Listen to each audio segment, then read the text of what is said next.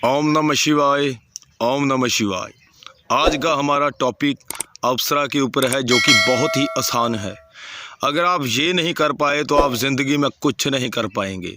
बहुत ही आसान साधना है, बहुत ही ज़्यादा आसान साधना है।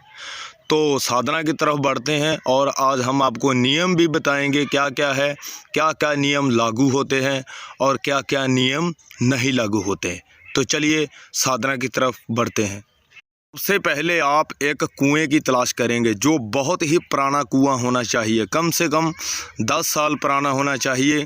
तो ज़्यादातर तो इनसे भी ज़्यादा पुराने होते हैं कुएं, लेकिन 10 साल पुराना होना चाहिए। 5 साल भी चल सकता है, लेकिन आजकल तो आपको मालूम है कि कोई कुआं नहीं बनाता, तो इसीलिए पुराने कुएं ही होते हैं। तो वो 5 साल तो पुराने होते ही हैं।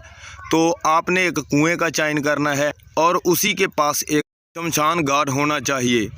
अगर उनके कुएं के पास शमशान घाट होगा तो 200% चांसेस होते हैं कि अप्सरा सिद्ध होगी ही होगी, क्योंकि कुआं जो होता है वो बहुत ही ज़्यादा पुराना होता है। तो उस पुराने कुएं के बीच बहुत ही ज़्यादा शक्तियाँ होती है, जो बहुत ही पुराने कुएं में शक्तियाँ निवास करती है। तो इसीलिए वही शक्तियाँ जो निवास करती है, वही शक्तियाँ आपको अप्सरा की तरफ लेकर जाएगी। वही शक्तियाँ आपको अप्सरा भी दिलाएगी, तो आपकी मदद भी करेगी। तो वो शक्तियाँ कैसे मदद करेगी?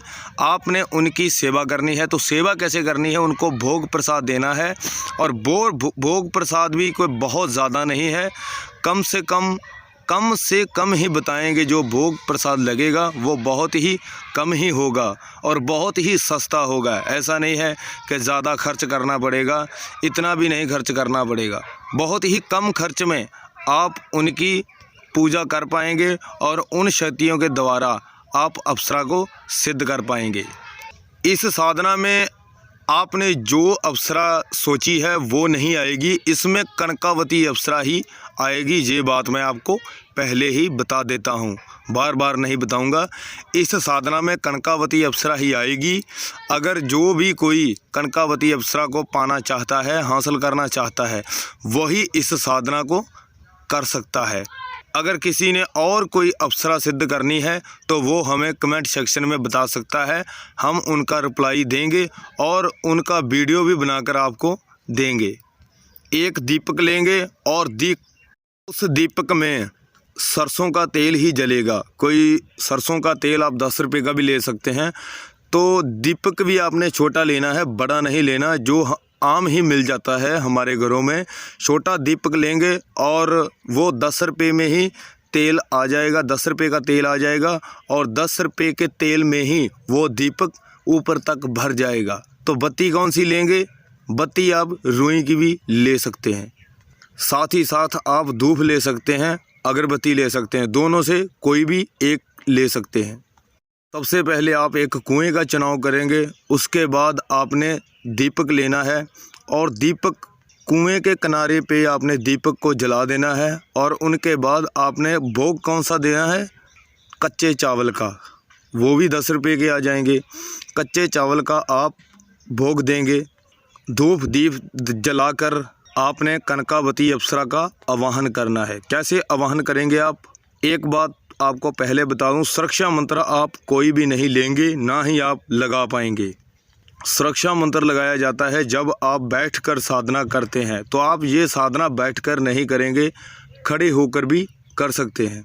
इसमें कोई शंका नहीं है और इसमें कोई डरने की भी ज़रूरत नहीं है। आप ये मत सोचिए कि वो हो जाएगा, ये हो जाएगा, आपको कुछ नहीं होगा।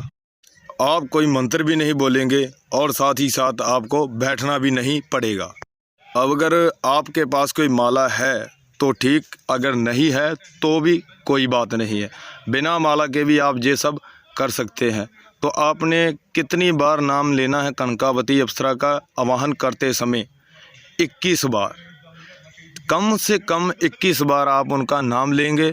उनके बाद ही जब आप 21 बार उनका नाम लेंगे, साथ ही साथ आप आवाहन भी करेंगे। आवाहन करते समय आपने आंखें बंद करनी है और साथ ही साथ आपको कोई देखे ना। अगर आपको किसी ने देख लिया है तो आपने उनको बताना नहीं है कि मैं ये कर रहा हूँ। और एक बात और बता दूँ, जब आप अपने दोस्तों में बैठते हैं तो आप उन्हें बता देते हैं कि मैं वो करने जा रहा हूँ, ये करने जा रहा हूँ। जब साधना जो होती है वो गुप्त होती है तो आप किसी को बता नहीं सकते, तो आप बताना मत, वरना कभी नहीं सिद्ध होगी। ये हमारा दावा है।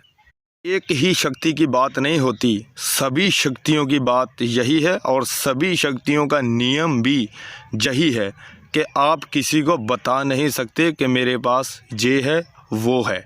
ठीक है, तो आप जब साधना की तरफ बढ़ेंगे तो आप किसी को नहीं बताएंगे, ये गुप्त ही रखेंगे। यहाँ तक कि अगर आप शादीशुदा हो तो आप अपने माँ बाप को नहीं बता सकते, अपने बच्चों को नहीं बता सकते और साथ ही साथ आप अपनी पत्नी को भी नहीं बता सकते। कहने का मतलब ये है कि आप किसी को भी नहीं बताएंगे, कितना भी आपका दोस्त हो, कितना भी आपका प्रेमी हो, कितना भी आपका करीबी हो, तो आप किसी को नहीं बताएंगे। सबसे पहले आपने जब इस साधना को स्टार्ट करना है तो आपने अपने इष्ट का, अपने देवता का, जिसको भी आप मानते हैं, आप उनके आगे रिक्वेस्ट करेंगे कि मैं ये साधना करने जा रहा हूं, तो उसके बाद ही आपने साधना को स्टार्ट करेंगे। संकल्प लेना बहुत ज़रूरी है। जितने भी दिनों की साधना है आप उतने दिन का ही संकल्प लेंगे।